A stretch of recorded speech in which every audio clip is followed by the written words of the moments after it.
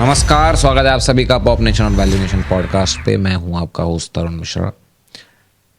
ले आए हैं इस साल का आखिरी show, the 20th show off pop nation podcast. पहले तो बहुत बहुत धन्यवाद आप लोगों का जिन्होंने भी अभी तक हमारा साथ दिया, जो भी व्यूज़ आप लेकर आए, जितने भी सब्सक्राइबर्स आप लेकर आए, जितने कमेंट्स हमें पिछले एक महीने में आए हैं। दिल से यहाँ पे पूरी पॉप नेशन की टीम की तरफ से पहले थैंक यू सो मच आप सभी को। आज आखिरी शो पे बात करेंगे हम लोग बिटकॉइन के बारे में। पहले बिटकॉइन, रशिया के फाइनेंस मिनिस्टर ने कहा है कि बिटकॉइन जो है वो यूज़ कर रहे हैं फॉरेन ट्रेड्स में। फॉरेन ट्रेड्स में यूज़ करने का ये मतलब है कि जहाँ पर यूएस ने यूक्रेन वॉर के बाद उन पे सैंक्शंस लगा दिए थे कि अब वो बिटकॉइन डॉलर का इस्तेमाल नहीं कर पाएंगे, उसी की जगह उन्होंने बिटकॉइन का इस्तेमाल करना शुरू कर दिया है।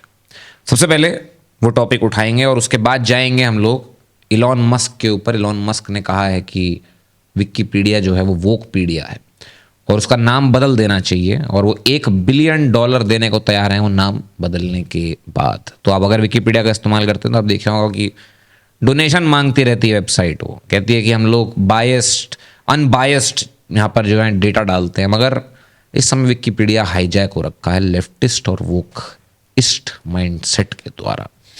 सेकंड टॉपिक वो उठाएंगे। तो चलिए शुरू करते हैं आज का शो। सबसे पहले मैं वापस इंट्रोड्यूस कर देता हूँ द पैनल। पॉप मैंशन में the pop nation own team miss Mansi Dubey, और साथ ही साथ on the PCR Manik Khajuria आज वापस आ गए हैं मेरा चश्मा पहनकर। बट हमने कहा कि आखिरी शो है तो आज आई टू आई कॉन्टैक्ट होना चाहिए जनता से। चलिए शुरू करते हैं आज का ये शो। सबसे पहले रॉयटर्स का ये है आर्टिकल। रिपोर्ट कहती है Russia is using bitcoin in foreign trade, finance minister says.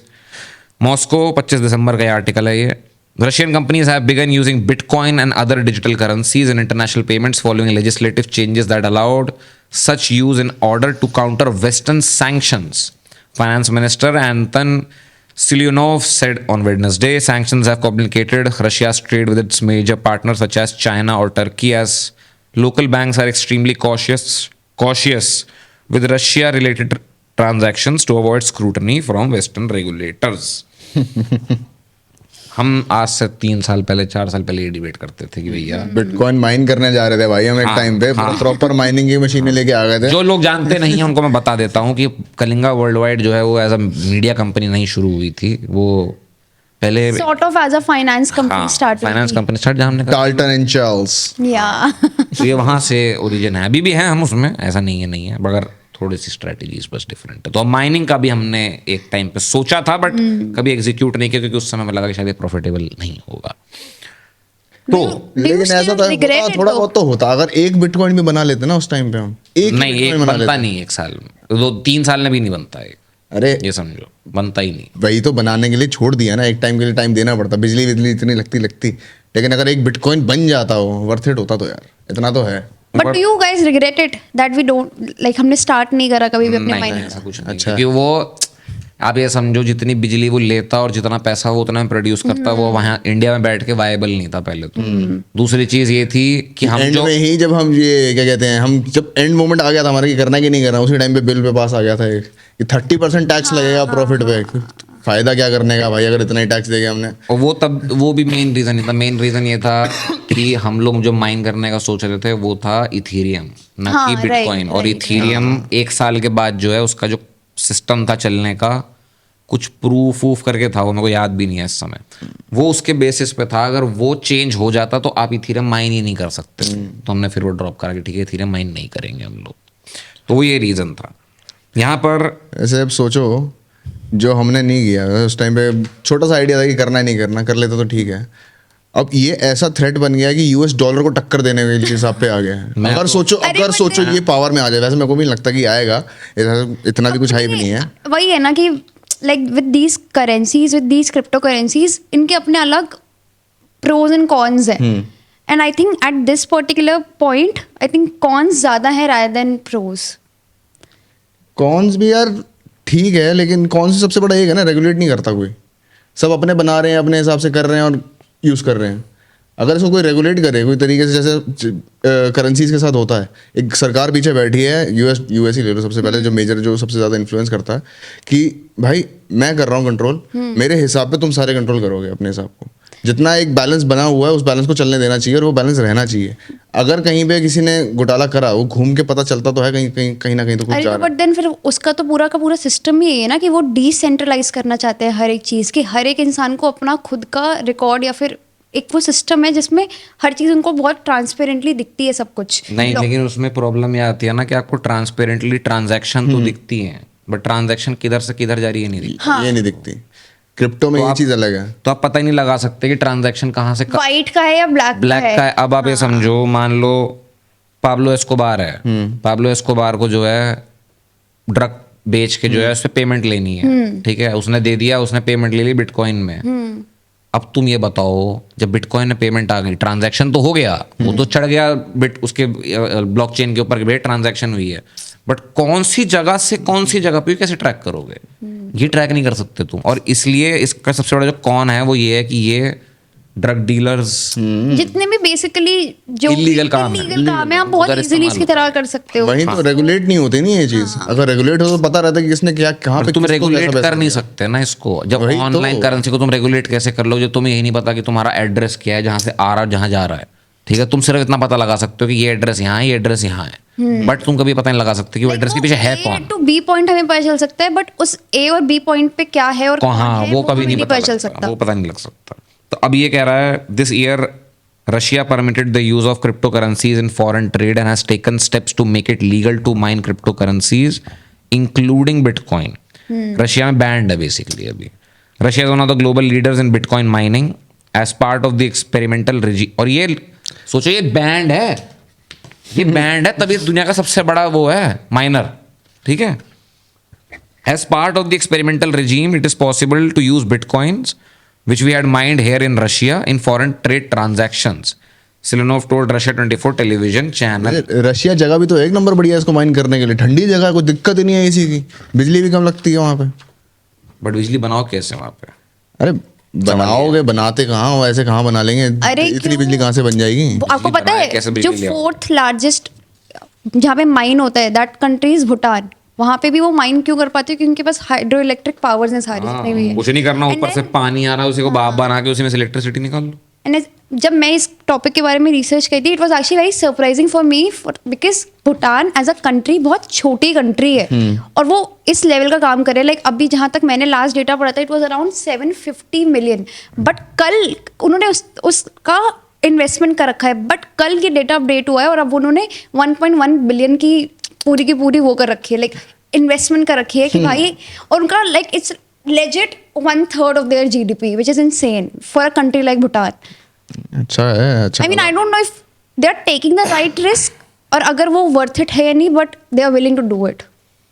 फिर यहाँ पे आर्टिकल कहता है, earlier this month president Vladimir Putin said that the current US administration was undermining the role of US dollar as a reserve currency by using it for political purposes, forcing many countries to turn to alternative assets. He singled out Bitcoin as an example of such asset, saying that no one in the world could regulate Bitcoin. Putin's remark indicated that the Russian leader backs the extensive use of cryptocurrencies. यहाँ पे एक para और है जो कहता है सच transactions. अच्छा ठीक है, ये पूरा मेन आर्टिकल है। वैसे मेरे को पता क्या डाउट लग रहा है, ये पूरा का पूरा प्रॉपर गेम है ट्रम्प के हिसाब का, क्योंकि देखो ट्रम्प को आने में भी टाइम है, ठीक है, और यहाँ पे बाइडन जी पूरा अपना हिसाब दिखा रहे हैं कि वॉर करा देंगे, है पूरा प्रॉपर, रशिया के साथ ही है पूरा रशिया यूक्रेन। अब रशिया को भी कुछ चीज़ चाहिए अमेरिका को काउंटर करने के लिए, तो उन्होंने क्रिप्टो करेंसी तो चलो चला दी, साथ ही साथ ब्रिक्स के साथ भी ऐसा एक और चीज़ थ्रेट बन रहा है यूएस डॉलर के लिए कि जिसको थ्रेट करेगा, ऑब्वियसली सैंक्शन लगाए। ब्रिक्स अगर अपना खुद का नोट ले आता, अपनी खुद की करेंसी ले आता है, ट्रम्प ने पहले बोल दिया कि भैया ब्रिक्स ने अगर करेंसी बनाई तो हम नहीं जानते, हम सैंक्शन मारेंगे पूरे ब्रिक्स पे। फिर वो ठीक है, वो सब समझ आ गई, करना चाहिए, लेकिन ये चीज़ क्या पता ट्रम्प के लिए हुई ना, ये सिर्फ बाइडन के लिए हो, इफ बाइडन ट्रम्प को ना आने दे, अगर बैकअप रहेगा, क्या है उसमें थ्रेट रहेगा ना एटलीस्ट। एक बात आप सोचो, लाइक ये रशिया पे सैंक्शन अभी तो लगा नहीं है, अगर आपका ये पॉइंट है तो रशिया तो 2 साल से पिछले सैंक्शनड है ना, मतलब अगर अभी आप देखो वो तो ठीक है, लेकिन बाकी रशिया था ना पहले, अब तो बाकी सारों को कन्विंस करने में भी तो टाइम लगता है, ऐसा थोड़ी है। वो तो चलो इस मोमेंट पे है, एक पीक मोमेंट है ये, देखो कि बाइडेन को पता है कि वो अगला टर्म उसका नहीं है कुछ, ट्रंप ने आना है। अब वो चाहता है कि अपने आप को पावर में रखे और उसके लिए वो कुछ भी करे, वो उसके ऊपर है भाई, वो कुछ भी करे, कर सकता है नहीं कर सकता मेरे को नहीं इतना आइडिया। कर तो खैर सकता ही है, करा तो उसने है ही, बट अरे बट इसे बिटकॉइन का क्या रोल है? करेंसी पे थ्रेट है ना किसकी? यूएस की। अगर मतलब बाकी सारी कंट्रीज को ये अच्छे से पता है कि अगर ट्रंप आता है ट्रंप पावर अच्छे से संभाल लेगा, बाइडेन नहीं संभालता भाई। ट्रम्प का one of the agenda like उसका वो था कि उसको यूएस को क्रिप्टो करेंसी, वो ठीक है, वो ठीक थ्रेट है। किस पे है? थ्रेट बाइडेन पे है, बाइडेन पे बनेगा कि अगर बाइडेन बाय चांस ट्रंप को नहीं आने देता तो यूएस की इकोनॉमी पे और यूएस डॉलर पे बहुत बड़ा थ्रेट रहेगा कि ब्रिक्स और ये बिटकॉइन पे अगर वर्ल्ड ट्रेड होने लग जाए तो डॉलर का प्रॉब्लम है ना, बट डॉलर तो अप्रिशिएट हो रहा है, ये तो बात है। 85 रुपीज़ का 85 रुपीज़ का $1 हो चुका है, वो तो बढ़ता जा रहा है, उस पर तो कोई डर ही नहीं है, वो तो स्ट्रांग होता जा रहा है। और इंटरनेशनल ट्रेड पे अगर ब्रिक्स वगैरह भी आते हैं और ये बिटकॉइन भी होने लगता है इंटरनेशनल, तुम ये समझो पहले कि तुम पैसा भेजना, पैसे का लेन देन करना कोई मजाक नहीं है। पहले तो उसके लिए तुम्हारे पास पहले एक इंफ्रास्ट्रक्चर होना चाहिए जहां तुम ट्रेड को एग्जीक्यूट कर सकते हो। तुम मिलियंस एंड डॉलर सिर्फ एक वायर के अंदर एक सिग्नल में भेज, बॉन्ड्स जाते हैं उसके, तो पूरे बॉन्ड्स बनते हैं। बॉन्ड्स नहीं जाते हैं। तुम्हें क्या लगता है स्विफ्ट के अंदर तुम्हें एनईएफटी करते हो उसमें बॉन्ड बनता है कोई? मैं तुम्हें अगर अकाउंट टू अकाउंट पैसा भेज रहा हूँ, पैसा कैसे जा रहा है तुम्हारे अकाउंट में? तार से जाता है पैसा, रोल होता हुआ कि वो पैसा फंसा के भेजता बैंक ही करता है उसके, तो रेगुलेट पूरा कैसे? बैंक ही करता है। कैसे? डिजिटल। तो अब वही डिजिटल जो सिस्टम है वो किसने बनाया है? अमेरिका ने। जो इंटर कंट्री होता है उसे एनईएफटी कहते हैं, जो इंटर कंट्री होता है उसे स्विफ्ट कहते हैं। अगर मुझे यहां से लंदन पैसा भेजना है तो मुझे स्विफ्ट के थ्रू ट्रांजैक्शन करनी पड़ेगी। अगर मुझे इन कंट्री करना है तो एनईएफटी करना पड़ेगा। स्विफ्ट टेक्नोलॉजी जो है इंटरनेशनल ट्रांजैक्शन की, मैं इंडिया में बैठा हुआ हूं, यहां से भेज देता हूं पैसा, मैं लंदन कैसे पहुंच गया? उस इंफ्रास्ट्रक्चर कहां है जो पहुंचा रहा है पैसा? वो स्विफ्ट है। वो स्विफ्ट किसने बनाया है? यूएस ने बनाया है। और यूएस जब मन चाहे तब स्विफ्ट के ऊपर सैंक्शन लगा सकता है कि ये देश आज से स्विफ्ट इस्तेमाल नहीं करेगा। वो ऑटोमेटिकली पूरी दुनिया से कट गया। रशिया के ऊपर क्या सैंक्शन लगा है? रशिया स्विफ्ट का इस्तेमाल नहीं कर सकता ट्रेड के लिए।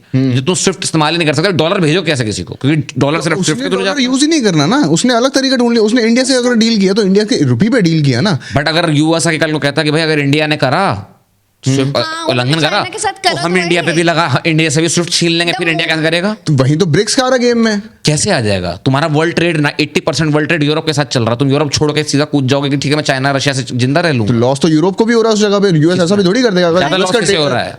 अगर यूरोप का भी लॉस हो रहा है, जब एक तरीके भी से loss यूएस पे भी ट्रेड कर रहा है। यूएस तो अपना लैटिन अमेरिका, ब्राजील ने बेच के कमा लेगा भाई। तुम कहां बेचने जाओगे? उसके पास तो 136 देश हैं बेचने के लिए, तुम्हारे पास 2 बचेंगे, तुम कहां जाओगे? अरे बहुत होंगे यार, ऐसा थोड़ी है। इसीलिए इंडिया भी अपने अगर रुपये पे, इंडिया भी अगर अपने रुपये पे ट्रेड करने लग जाए ना, वो भी कर सकता है। हाँ, ऐसा नहीं है। तभी तो 1991 में हम बैंक करप्ट हो गए थे भाई। अरे इतना भी इसीलिए तो बैंक करप्ट हो गया था, क्योंकि हम यूएस की स्विफ्ट सिस्टम से कनेक्टेड नहीं थे। कल यही बात हो रही थी, मनमोहन सिंह ने जब लिबरलाइज करी इकोनॉमी तब स्विफ्ट मिला हमें, वरना स्विफ्ट नहीं था हम पे। हमें पैसा यहाँ से बाहर भेजना था ना, वेस्टर्न यूनियन मनी ट्रांसफर पे जाके पैसा जमा करवाना पड़ता, 30 दिन के बाद वो पहुंचता था। आज हो तो तुम यहाँ बैठे बैठे एक लैपटॉप पे बटन मार के जो है विद इन मिनट्स लंदन भेज सकते हो, सिर्फ इसलिए क्योंकि 1991 के अंदर हम लिबरलाइज इकोनॉमी हो गए और हमारे देश के अंदर बाहर की चीजें अंदर आ सकते हैं। हाँ, वरना हम नहीं होते। अभी तो जहाँ बैठे तो सामान हमें दिख रहा है ना, जो बाहर से आया हुआ है, ये नहीं होता यहाँ पे कुछ भी।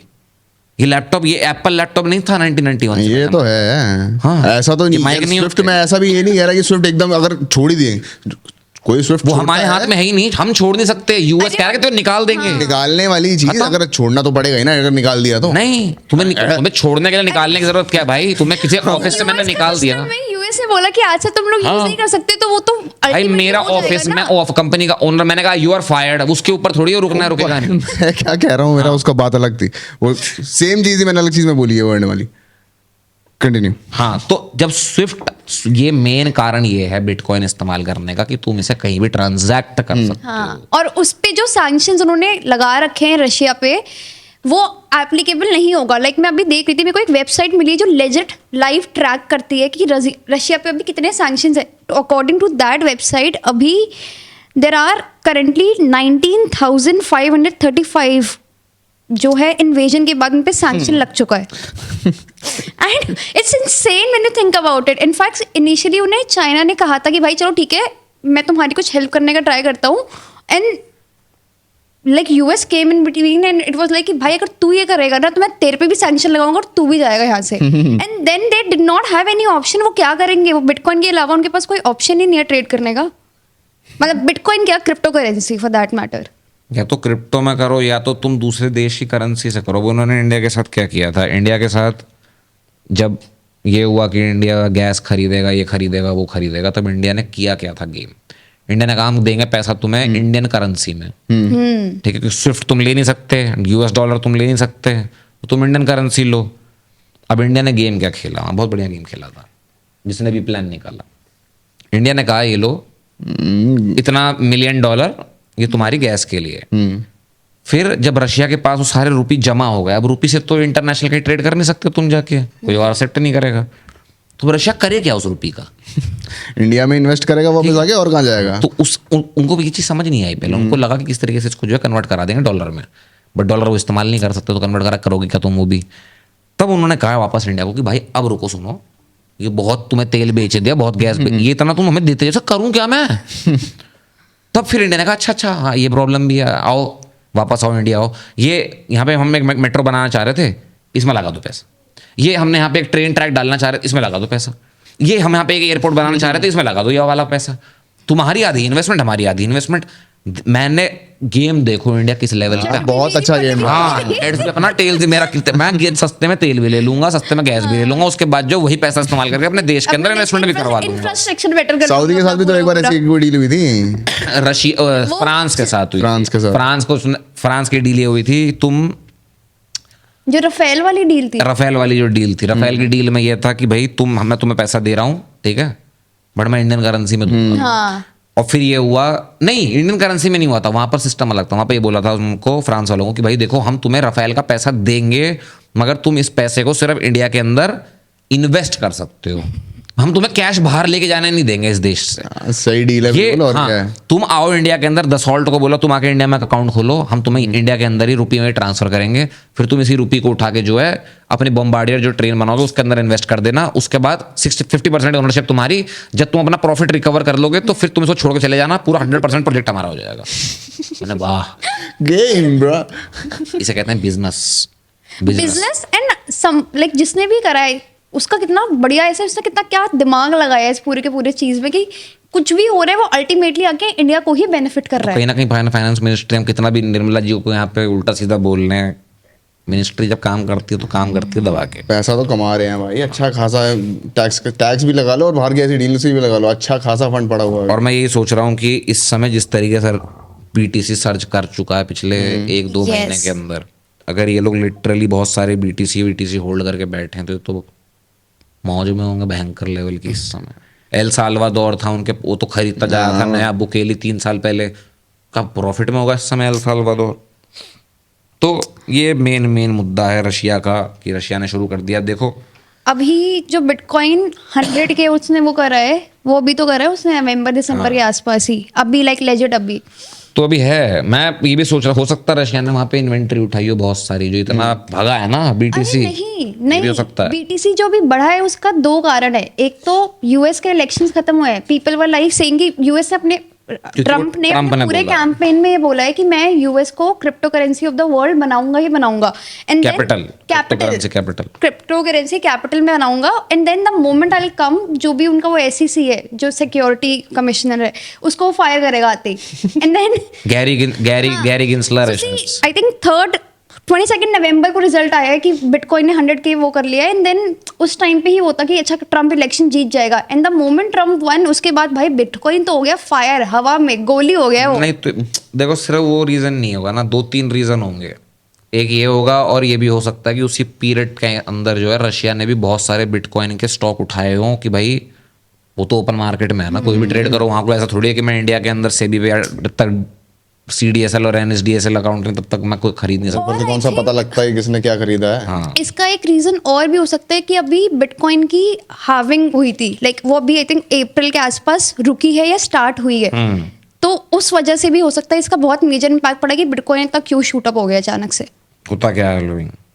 होता क्या है हार्विंग? बेसिकली क्या होता है कि 3 से 4 साल के अंदर बिटकॉइन का जो माइनिंग होता है वो अपना प्रोडक्शन वो लोग धीरे कर देते हैं, सो दैट उसकी माइनिंग का पूरा प्रोसीजर जो है वो स्लो डाउन हो जाए। And then currently like we have 21 million bitcoin जो तुम कर सकते हो माइन ओवरऑल, और अभी मोर देन 96% हो चुके हैं। तो इस पूरे के पूरे कंजम्पशन को रोकने के लिए हार्विंग होती है, एंड देन वो विद इन 3 to 4 years होता है।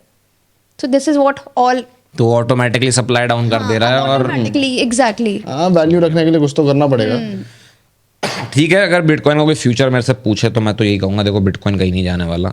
ये एक बार ही पूरा मिंट हो गया तो उसके बाद ये ट्रेड में रहेगा, लेकिन लिमिटेड क्वांटिटी है यार। मेरे को ये थोड़ा सा स्केप्टिकल है कि ये क्वांटिटी खत्म हो जाएंगी यार, तो बट इसका एक क्या बात होगा? बताओ, ऐसे शेयर मार्केट में भी जब शेयर्स निकालती है अपनी कंपनी, वो तो लिमिटेड ही क्वांटिटी में भी बट लगाती है। अगर आप इसको एसेट कह रहे हो तो फिर लिमिटेड क्वांटिटी में नहीं हो सकता ना। क्या फ्लैट खरीदने की लिमिटेड क्वांटिटी है? क्या गोल्ड खरीदने की लिमिटेड क्वांटिटी है? गोल्ड को माइन करना मुश्किल है इसलिए उसका रेट बढ़ा है। तुम्हारा फ्लैट खरीदना मुश्किल है इसलिए उसका रेट बढ़ा है, लेकिन फ्लैट खत्म थोड़ी हो रहे हैं। अभी वो मैंने देखा उस दिन दुबई के अंदर जो है मर्सिडीज एक अपार्टमेंट बना रहा है जिसके अंदर की हर एक फ्लोर पे घर होगा, और हर घर जो है किसी एक अनऑर्थोडॉक्स कंपनी ने डिजाइन किया है। पूरा घर, मतलब एक फ्लोर है जिसको सिर्फ पोर्श डिजाइन है, पोर्श ने पूरा घर डिजाइन किया है। उसका अगले फ्लोर पे बल्गेरी है, उसने पूरा का पूरा डिजाइन किया हुआ। उसके नीचे मर्सिडीज है, उसने पूरा डिजाइन किया। उसके नीचे एम्पोरियो अरमानी है, उसने पूरा घर डिजाइन किया हुआ। और हर फ्लोर पे, और ये मर्सिडीज का टावर होगा, मर्सिडीज टावर बनाएगा, उसके अंदर सारी कंपनियां आके अपनी अपनी चीजें लगाएंगी। और मैं ये देख रहा था कि तुम सोचो, तुम कितने भी बड़े बिल्डर के घर को खरीदने चले जाओ, लेकिन जब तुम सामने देखोगे कि भाई पोर्श ने घर बनाया, भले उसने उसका घर कोई लेना देना नहीं है घर से, लेकिन तुम सुनोगे पोर्श डिजाइन है घर में, बाहर में जाए भाई बिल्डर। वैल्यू कितनी बड़ी हुई होगी ट्रस्ट इसकी यार। कितना होगा उन लोगों में, ये सोचो ट्रस्ट लेवल कितना बड़ा होगा कि ऑटो लवर्स, लाइक जो कार लवर्स है वो तो पागल ही हो जाएंगे। ऑटो छोड़ो, फिर एम्पोरियो और मानी बताओ। एम्पोरियो, खैर अरे हाँ। उन्होंने बस ये किया ना, अच्छे खासे वेल एस्टैब्लिश्ड ब्रांड्स उठा दिए बड़े बड़े, और उनके सामने एक चीज रखा दी कि उन्होंने- उनका प्रोडक्ट है ये। उनका प्रोडक्ट ही है वो। एम्पोरियो हाँ। अरमानी के जो डिजाइनर थे उन्होंने आके वो उस घर को डिजाइन किया, इंस्टेड कि वो घड़ी गाड़ी घोड़ा ये सब डिजाइन करे जो करते हैं। उन्होंने कहा कि ठीक है ये एक प्रोजेक्ट है, इसमें एक घोड़ा floor कौन बनाना करता है भाई? घोड़ा क्या कह रहा है? घोड़ा कौन गाड़ी- करता है? मुहावरा है वो, गाड़ी घोड़ा। घड़ी आज पहनी नहीं है, तुम देखते ही हो, आज कलाई खाली है। घोड़ा डिजाइन कर रहा बंदा। तो ठीक है, यही बात है पूरी की पूरी बिटकॉइन की। देखो सिर्फ बैठ के पिच कर दे कि मैंने घड़ी और चश्मा नहीं पहन रखा पॉडकास्ट के पीछे। आगे जिससे नोटिस नहीं भी करा होगा वो भी करेगा आके अब, और हर बार जाके पॉडकास्ट में कि अच्छा इसने क्या पहना हुआ है। तो यही है। चलो बिटकॉइन का फ्यूचर है, मेरे को लगता है, लेकिन कुछ भी हो सकता है। ट्यूलिप के साथ भी कुछ भी हुआ था। एक टाइम पे मैं पढ़ा था कि कहीं पाइनएप्पल जो होता था उसको भी सजा के लोग रखते थे घरों के अंदर। बहुत महंगा आता था पाइनएप्पल। अभी पता नहीं कौन सी कोई कुछ देख रहा था 1200 सदी का। अरे तो प्याज की वैल्यू देख ले इंडिया में। यार नहीं उतना नहीं भाई, पाइनएप्पल आता था 8 करोड़ का एक पाइनएप्पल 8 करोड़ का। तो मैं ऐसे मिलियंस ऑफ डॉलर्स के अंदर, और घर बड़े बड़े राजाओं के उसके घर के अंदर जो है ऐसे जैसे ट्रॉफी रखते हैं ना, ऐसे स्लैब बना के उस पर ट्रॉफी सजा के रखते हैं लोग घर के अंदर। बिल्कुल जब पार्टी होती थी, बिल्कुल जो फ्रंट एंड होता था वहां पर बड़े से उसके ऊपर पाइनएप्पल लगा रखा जाता था कि भाई हमारे पास पाइनएप्पल है। कोई खाता नहीं था उससे, खाता नहीं था या मिलता नहीं था उस टाइम पे इतना। बहुत रेयर था पाइनएप्पल। बात ये थी, बहुत रेयर था। अब तो फार्मिंग वार्मिंग हो गई है। चलिए ये था बिटकॉइन। बट फिर वो फूड भी तो था ना। अरे बिटकॉइन खत्म करना तो एक बार यार। 4 बार बोल गया लड़का। टॉपिक से आगे नहीं बढ़ना है। बताओ पाइनएप्पल क्या है, वो भी खत्म कर ले, फिर खत्म करूंगा बिटकॉइन। बताओ पाइनएप्पल क्या है? मैं कह रही हूँ बट तो पाइनएप्पल पेरिशेबल आइटम था ना, ऐसे लाइक इट कैन बी, वो खत्म कर दो, वो खराब हो सकता है, वो कुछ भी हो सकता है। बिटकॉइन थोड़ी ऐसा कि ये खराब हो जाएगा। क्या तो कंपेयर यही- कर रहे हो तुम? यार तो बात यही है ना कि वो भी ऐसी एक चीज थी जो रिकरिंग थी नेचर में। ये रिकरिंग नहीं है, ये एक बार 2 करोड़ 2.21 मिलियन जितने भी हो बन गए और बन गए। बस खत्म। उसके बाद फिर बट फिर ये रहेगा कि इसका सर्कुलेशन कैसे चलता है। प्रॉब्लम ये है जब ये सारे मिंट हो जाएंगे तो वो प्रॉब्लम है। चलिए अब खत्म करते हैं बिटकॉइन और रशिया, अगले पर आते हैं। नेक्स्ट टॉपिक हमारा है इलॉन मस्क। इन्होंने कुछ कहा है बीप मीडिया, विकिपीडिया का नाम बदल के हम यहाँ पे नहीं बोलेंगे, आप जगह सर्च कर सकते हैं। क्या कारण है, क्या हुआ है? टाइम पास कर रहा भाई, वो कुछ नहीं टाइम पास नहीं है। विकिपीडिया बहुत हरामी वेबसाइट है। अरे इलॉन मस्क टाइम पास कर रहा है, उसको कुछ नहीं मिल रहा काम करने को, घर पे उसने बोर हो क्या, गया वो। हम परेशान है विकिपीडिया से। तुम विकिपीडिया पे जाके पढ़ो, तुम्हें सारा लेफ्टिस्ट नैरेटिव मिलता हाँ, है। ये तो है, बंदा कोई भी बंदा आगे एडिट कर सकता है उसको यार। बट कोई बंदा आके एडिट कर सकता है, लेकिन अप्रूव भी लोगों को ही करना Oh, होता yes. है। This is something I've heard. उनकी कमांड है अप्रूवल पे, राइटिंग पे नहीं। अप्रूवल नहीं, नो, इट्स नॉट लाइक, ऐसे नहीं होता ये फंक्शन। सो बेसिकली कोई भी आके एडिट कर सकता है, बट देन विकिपीडिया पे अपने खुद के राइटर्स है, उन्होंने बैठा रखे हैं जो कि 24 घंटे वहां पे वो तो एक्टिव obviously रहते रखने पड़ेंगे। हैं। व्हाट दे डू इज कि वंस अगर आपने एडिट भी कर लिया तो आपके पास विद इन 5 to 10 मिनट्स आपका वो हो जाएगा कि नहीं आपका ये है, हमारी कम्युनिटी के लिए वैल्यू प्रोवाइड नहीं कर रहा, तो हम इसको रीराइट करेंगे अपने हिसाब से, and then they do it again. तो ये मतलब सही लिखते होंगे, अच्छा मतलब हमारी ही चीज अपने पर्सपेक्टिव से लिख रहे हैं, तो एक तरीके से वही तुम्हारी चीज आ गई, चेंज कर देते हैं वो उस पर्सपेक्टिव, वो लेफ्ट के पर्सपेक्टिव। हाँ वही तो कह रहा हूँ, वही कह रहा हूँ मैं, अपना वो अपना लगाते हैं। वो सिर्फ और सिर्फ Bias. क्या कर रहे हैं कि हम क्योंकि देखो जो हिस्ट्री कंट्रोल करता है वो नैरेटिव कंट्रोल करता है, वो माइंडसेट कंट्रोल करता है। अगर तुम विकिपीडिया को पूरा का पूरा, अगर तुम हिस्ट्री ही फ्रेम दूसरे तरीके से कर दोगे, अब तुम जाओगे ना सर्च करोगे, मैं बता रहा हूँ, तुम जाके सर्च करना अडोल्फ हिटलर को, ठीक है, तुम्हें उसके अंदर पूरी उसकी जिंदगी का सब मिल जाएगा, कहाँ से कैसे मरा वरा सब मिल जाएगा, लेकिन वहां पर कहीं पे भी मेंशन नहीं है कि उसकी मौत आज भी कंटेस्टेड है।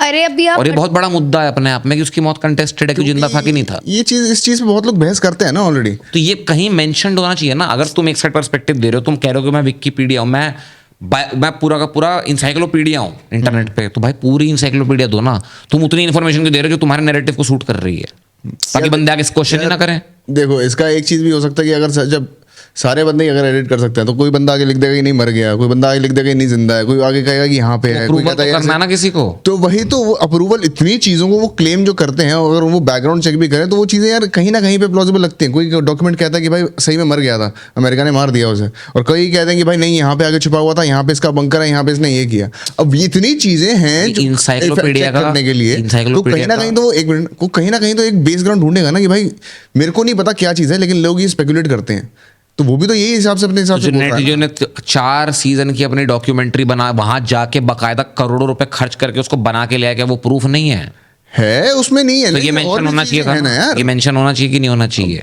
वो तो होना चाहिए अगर मैं भाई, किसी की उसमें क्या हिस्ट्री है? पढ़ रहा हूँ और मुझे पता लगा कि भाई ये आदमी मर गया, बट पूरा की पूरे करोड़ों रुपए की इन्वेस्टिगेशन हो रखी है उसके पीछे सालों साल की, कि भाई ये मरा नहीं था, तो कम से कम तुम्हें वो मेंशन तो करना चाहिए ना। तुमने वो मेंशन भी नहीं किया हुआ है। तो अब ये दिखाता क्या है, जब यूएस ने अनाउंस किया था कि हिटलर मरा है कि नहीं मरा, उन्होंने कहा मर गया है, मगर FBI CIA सब मिल फिर भी के ढूंढ रहे थे उसको। तो ऐसा क्यों था? क्योंकि सरकार ने आके जनता को कहा कि हाँ भाई मर गया, कोई टेंशन नहीं, मगर ये लो इधर से लो बिलियंस ऑफ डॉलर जाकर देखो भाई कहाँ गया। अब ये क्या है? यूएस तो है ही है ना भाई, वो उसको अपना नैरेटिव चलाना ही चलाना है, वो पीछे कुछ भी करे। तो फिर जब आप कह रहे हो कि वो यूएस का नैरेटिव है, तो फिर ये इंसाइक्लोपीडिया यहाँ पे नैरेटिव नहीं हो सकता। यहाँ पे आपको दोनों साइड प्रेजेंट करनी पड़ेगी, और यहीं विकिपीडिया हार रहा है। वही तो बायस है ना। तो ये बायस इसीलिए क्योंकि उसके अंदर वो सारे के सारे लेफ्टिस्ट वोकिस्ट माइंडसेट वाले लोग अरे पड़े हैं। आप एडोल्फ हिटलर का टॉपिक छोड़ो, बट अगर आप कोई भी मुद्दा उठाओ विकिपीडिया पे, अगर आप उसे लेफ्ट वर्सेस राइट कंपेयर करो, तो बहुत ही अलग टर्मिनोलॉजी को यूज करते हैं वो लोग, बहुत ही अलग उनके शब्द होते हैं और बहुत अलग तरीके से बात करते हैं। Like if they will be talking about some मुद्दा फ्रॉम लेफ्ट, तो उनके जो टर्म्स है, वो जिस तरीके का वोकैब यूज करे, it's a completely different thing. And then when it comes to the right, तो वो सडनली वो सारे वर्ड्स अटैक हो जाते हैं, या फिर ऐसे नॉर्मल चीज़ों को वो बड़ा मुद्दा बता स्कैम को भी शुगर कोट लगा के बताते हैं कि इसने ऐसे कर दिया था, बस रीजन नहीं बताते। डोनाल्ड ट्रंप जैसे हिटलर है। हाँ तो ऐसा कुछ है नहीं, फिर भी है, क्योंकि लेफ्ट कह रही तो है, तो अब है। बट ऐसा पता नहीं क्यों है कि ऐसा कौन सा हिटलर था जो साला इलेक्शन हार के चला गया था 4 साल के लिए। अब यही लोग दिक्कत होता है ना सोसाइटी के लिए। अब देखो इतनी बड़ी कंपनी है जो सारी इंफॉर्मेशन होल्ड करती है, अगर वो ही अपना नैरेटिव देने लगी, अपना पर्सनल एजेंडा सब पे डालने लगेगी, तो यार वो सोसाइटी को मैनिपुलेट कर रही है एक तरीके से, और उसको करना चाहिए, लाइक उसको अकाउंटेबल होना चाहिए इस चीज के लिए। विकिपीडिया ऐसी कोई छोटी मोटी वेबसाइट नहीं है, it's like legit the 4th largest website, जिसपे बिलियंस ऑफ यूजर्स आ रहे हैं मंथली। जो उसका लाइक विजिट्स है उस वेबसाइट का, वही इतना हाई, एंड देन बीइंग फिर पता है, जब मैं इस बारे में सोचती हूँ ना, फिर मेरे को ये भी लगता है कि विकिपीडिया कंट्रोल कौन कर रहा है। लाइक अगेन वो कहाँ की वेबसाइट है? यूएस की। यूएस का जितना भी मीडिया है वो क्या है हम सबको ही पता है. They promote these agendas, they promote these sort of ideologies जो उनके लिए बेनिफिट करती है. एंड देन उसकी सारी मीडिया ही, यूएस में जितनी भी मीडिया है वो सभी they are very wokist and leftist and they try they. वैसे चलो ये भी ठीक है, सब कुछ है, इलॉन मस्क को भी पता है कि भाई ये सब है, अब उसको पोक करने का क्या फायदा है?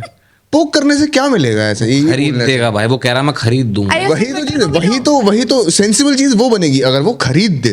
ट्विटर भी है उसका, अगर विकिपीडिया पे भी वो आ जाए, लेजिटिमेट इंफॉर्मेशन सप्लाई करेगा एक सोर्स के साथ कि यहाँ पे ऐसी चीजें हैं, ट्विटर वो बैकअप बन जाएगा उसकी इंफॉर्मेशन के लिए. यू नो अभी जो रिसेंटली मस्क ने कमेंट करा था कि मेरे को तुम लाइक इसको विकिपीडिया का नाम चेंज कर दो, उसके फाउंडर ने आके क्या बोला था? ही मेंशन दैट पैतों से आते डिनाई कर दिया सब कुछ कि ऐसा कुछ नहीं है, हम लोग कुछ ऐसा एजेंडा प्रमोट नहीं करते हैं, फिर हम लोग लेफ्टिस्ट नहीं है. And then he said we do have a very long tradition of you know having respect for freedom of expression. एंड देन ये वाली चीज़ भी इतनी कॉमन है ना, अगर आप देखोगे जाके कि जितने भी लेफ्टिस्ट है वो सारे इसी बारे में बात कर रहे होते हैं कि अच्छा नहीं हमारे पास फ्रीडम ऑफ एक्सप्रेशन होना चाहिए, हम लोग के पास वो आड़ में चलते हैं ना, ये तो उनकी प्रॉब्लम है ना, वो कंधे पे बंदूक रख के चलाना जानते हैं. वो फ्रीडम ऑफ स्पीच को सिर्फ अपने फेवर में यूज करते हैं. वो फ्रीडम ऑफ स्पीच को ऐसा समझते हैं कि जो मैं कह रहा हूँ वो तू भी कर, ये मेरी फ्रीडम ऑफ स्पीच है. तुम ये समझो, एक लिबरल और एक लेफ्टिस्ट कभी दोस्त नहीं हो सकता, क्योंकि इनकी आइडियोलॉजी बिल्कुल ओपोजिट है. सबसे पहले अगर तुम बिल्कुल थ्योरी से जाओ तो लिबरल कहता है कि भाई सब कुछ ओपन करो, सब कुछ फ्री करो, ठीक है, हर किसी को आज़ादी दो, सबको इक्वल सोसाइटी में स्टेटस दो, ठीक है. अब लिबरलिज्म जो है ये लिबरलिज्म है. लेफ्टिज्म क्या है? लेफ्टिस्ट होते हैं, कहते हैं सारे अमीरों को गरीब बनाओ और गरीबों को अमीर बनाओ. Communist agenda. हाँ, वो कहते हैं कि भैया सबको सोसाइटी में इक्वल थाली में इक्वल खाना मिलना चाहिए, भले ही सारे भूखे मर जाएं. ये बेकार लेफ्टिस्ट है. आदमी जो काम कुछ नहीं कर रहा उसको फ्री का खाना दो, उसे फ्री का जो खाना काम दो, कर रहा है उसको उससे पैसा ले लो, उससे पैसा लेके वो जो काम नहीं कर रहा उसको खाना दो. ये लेफ्टिस्ट हैं. तो कभी भी आपस में दोस्त नहीं हो सकते. पहली चीज प्रॉब्लम ये हो गई है, लिबरल जो माइंड है वो इतना पगला चुका है, इतना बेवकूफ हो चुका है कि इन्होंने इसके ऊपर कर लिया है हाईजैक, कब्जा इनके दिमाग पे. और अब लिबरलों को समझ नहीं आ रहा है कि वो बस एक गड्ढे में से बैठे हुए हैं, ठीक है, और उनके पीछे से एक बंदूक निकल कर आ रही है और पीछे एक लेफ्टिस्ट खड़ा हुआ, उनके कंधे बंदूक रख के चला रहा है और वो हिल नहीं पा रहे हैं क्योंकि वो उनके कब्जे में है. इसलिए लिबरल और लेफ्टिस्ट कभी दोस्त नहीं हो सकता. अभी सिर्फ ये है कि लिबरल जो है हाईजैक हो रखे हैं. ये पूरा का पूरा जो विकिपीडिया है ये लिबरल था, ये कह रहा था हम ओपन में करेंगे. अभी ये हाईजैक हो रखा है लेफ्टिस्टों के अंदर कि भैया हमने तो दिखा रहे हैं तो लिबरल, मगर हम कर क्या रहे हैं, हम प्रोपोगेंडा कर रहे हैं अपना कम्युनिज्म का. ये प्रॉब्लम है. और यही देखो, विकिपीडिया वैसे भी खत्म चीज है, उसको कोई आज की डेट में डोनेट कर नहीं रहा है, कोई नहीं देखता. प्रॉब्लम ये है कि उसको बेचेगा, सिर्फ खरीदने वाले के हाथ में नहीं है ना खरीदना, बेचने वाले के हाथ में तो नहीं चाहिए. बेचूं तो सही, तब तो खरीदेगा सामने वाला. कोई ट्विटर तो है नहीं कि शेयर बाजार में लगा हुआ है, मैं सुबह सुबह जाऊंगा पैसा देके हॉस्टाइल टेक ओवर मार लूंगा कंपनी पे. वो होता नहीं यहाँ पे. ये प्राइवेट कंपनी है, एनजीओ है, कंपनी भी क्या है. एनजीओ है. तो हाँ, इलॉन मस्क मैं कह सकता हूँ कहीं ना कहीं टाइम पास कर रहे हैं, क्योंकि उनको पता है कि यहाँ पर कुछ हो ना पाने वाला, मगर यार और वो ये भी क्रेडिबिलिटी खराब कर रहा है. वो उसको अपनी नाम ही नहीं, नहीं, विकिपीडिया की इमेज खराब कर रहा है, ताकि उसको ही अगर खरीदने जाए बाय चांस अगर खरीदने जाए तो भाई रेट भी सही अपने हिसाब से लगा सके उसका. ये तो नहीं वो उनका मुंह मांगा रेट लेके आ पहले गया. कंपनी तोड़ेगा, वही तो. वो पहले उसको जो उसकी उसने वैल्यू basically गिराएगा. टोयोटा के साथ करा है. हाँ, पहले वो गिराएगा और मस्क के पीछे बैठा ट्रम्प ले लो. हाँ, अब वो ऐसे भी कुछ नहीं हो सकता. और विकिपीडिया सबसे पहला सोर्स है किसी भी बच्चे के लिए जाके इन्फॉर्मेशन लेने. नहीं, अब मैंने कितने आर्टिकल्स लिखे हैं विकिपीडिया की वजह से, हाँ, विकिपीडिया की हेल्प से. और आज की डेट में एआई वगैरह आ चुके हैं, तो विकिपीडिया वैसे भी अपने लास्ट चरण पे है, मैं ये कहूँगा, क्योंकि वहां पर भी सब कुछ सोर्स बेस्ड होता है. तो अगर सोर्स बेस्ड ही विकिपीडिया दे रहा है तो इससे आगे मैं पहले एआई से पूछ ही लेता हूँ, भाई बता दे तू जो मुझे चाहिए, मैं सर्च क्या करूँ. एआई गाली देगा एक दिन, हट. एआई खा जाएगा विकिपीडिया को, एआई ही खत्म कर देगा. अभी भी मुझे इन्फॉर्मेशन चाहिए होती है, अब मैं विकिपीडिया पे नहीं जाता, मैं जाके Google से पूछ लेता हूँ या फिर चैट जीपीटी से पूछ लेता हूँ. जेमिनाई आ गया, चैट जेमिनाई तो बिल्कुल ही वो है जिसे कहते हैं बच्चा भी नहीं. जेमिनाई वो पूरा अभी अपने वो एक डेली बेली के अंदर ना एक ऐसे वो सीन है जहाँ पर कि वो ऐसे मटका ऐसे खोलता है और वो कहता है कि ये क्या है, कहता है ये तो टट्टी है. वो जेमिनाई वो चीज़ है. जेमिनाई खत्म. वो उसको बोलो कि भैया अमेरिका के जो है फाउंडिंग फादर्स की जो है फोटो बना के दो, वो भाई साहब जो है काले बना के दे रहा है 6. अगेन जेमिनी डेड है। हाँ वो यही है ना, इन कंपनियों के अंदर प्रॉब्लम ये रखी है कि साल इनके अंदर काम ही कर रहे हैं वोक नहीं, आई थिंक इनके जो हेड है ना, जो टॉप पे बैठे हैं लोग, नहीं हो सकता है। नहीं, टॉप पे जो बैठा है वो कैपिटलिस्ट है, इसलिए टॉप पे बैठा है। हाँ। प्रॉब्लम नीचे के लेवल पे है, जो गरीब बैठे हैं, जो कह रहे हैं हाय मुझसे गूगल 12 घंटे काम कराता है, सैलरी नहीं देता, वो लेफ्टिस्ट है, क्योंकि उसे पता है कि भाई मेरी मेहनत का, मैं मेहनत करता नहीं हूँ यहाँ पे, इसलिए मेरे से ज्यादा काम करवा रहे हैं। ये प्रॉब्लम है वहां पर। चलो ये थे इलॉन मस्क। आज का शो तो यहीं समाप्त करते हैं, छोटा सा शो रखा हमने का, साल खत्म हो रहा है तो एक आखिरी बार आप लोगों से ज़रूर मिलके जाएं। पहले तो बहुत बहुत धन्यवाद, बहुत बहुत मज़ा आया पिछले 7 महीने के अंदर।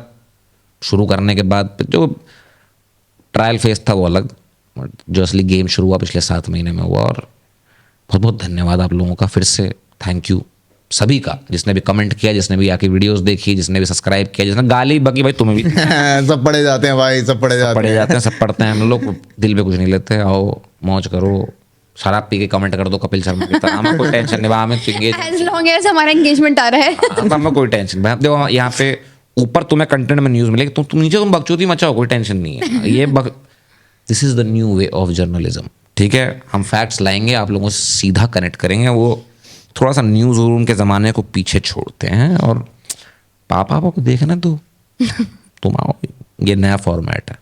और अगले साल एक नया चैनल, जो कि आप सुन ही रहे हैं काफ़ी समय से, वैल्यूनेशन प्रॉपर वैल्यूनेशन आने वाला है।